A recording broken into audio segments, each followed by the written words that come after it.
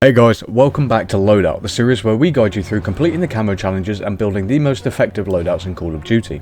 In today's episode, we're covering the Lockwood MK2 lever-action Marksman Rifle. Before we get started, if you enjoy this content and you want to see more, then subscribe and turn on notifications so you never miss an episode.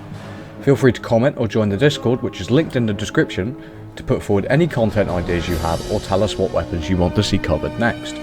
And finally, please leave a like. It pushes the videos out for a wider audience to see, which is all we're trying to do. We're trying to build a community of like-minded people. And we want not just you guys, but other people to be a part of it too. So join the Discord, like the video, blah blah blah blah blah.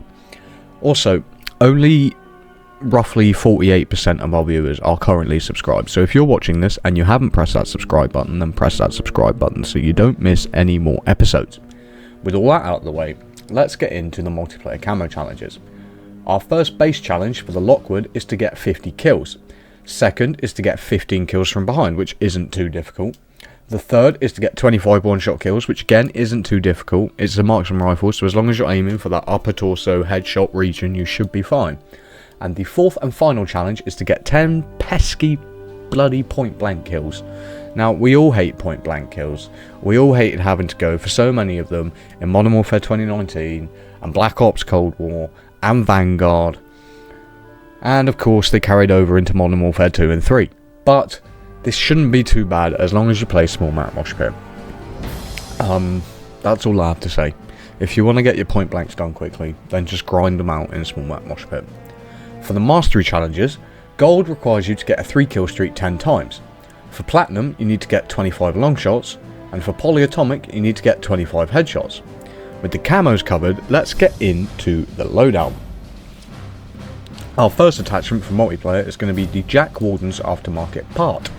This basically turns the Lockwood into the classic model 1887s from the original Modern Warfare 2 from 2009. With this attachment, the pros are improved hipfire and tac stance spread, recoil control, sprint to fire and reload speeds. The cons are less gun kick control, long range damage and a rate of fire decrease. Next is the Bryson Choke, which is going to improve our hipfire and tac stance spread, as well as make our pellet spread tighter. After that, we've got the Verdant,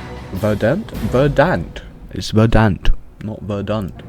Verdant Hook Cylindrical Laser, which is going to improve close quarters accuracy while sliding, sprint to fire speed and hipfire and tac stance spread, or as Alfie calls it, spreed. With the only con being the fact that this laser is visible during ADS. Our fourth attachment and our final attachment for this build is the 410 gauge ball rounds, which is going to improve our hipfire and tac stance spread even further, as well as massively improve our gun kick and recoil control, with the cons being that the shells have less pellets, so do less damage as a result. With the multiplayer loadout covered, let's jump into the Warzone. Now in Warzone, the base MK2 isn't actually very good, like the bog standard lever action marksman rifle version of it. So we're going to turn it into a shotgun again with the Jack Warden's aftermarket part, which actually helps it become somewhat viable in CQB situations. So that is what we're basing our build around for this long range rifle, is actually close range kills.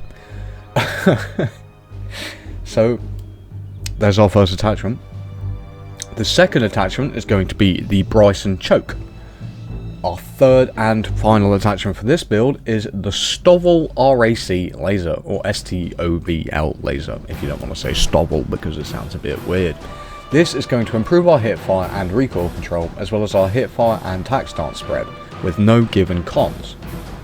That covers the Warzone loadout. Let's finish off with the zombies. For zombies, starting off with camos like we normally do, our first challenge is to get 250 kills, like it normally is.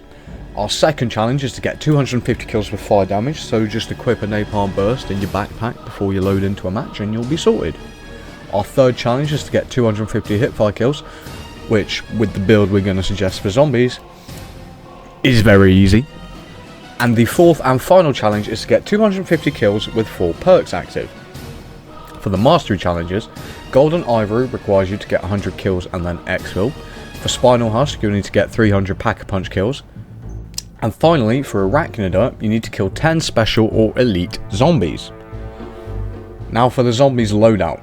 For the second time this series, a loadout we've given in the video can actually be used for 2 game modes. That being, the multiplayer loadout of this video is more than adequate enough for taking down hordes of the undead in zombies, so it's on screen again now.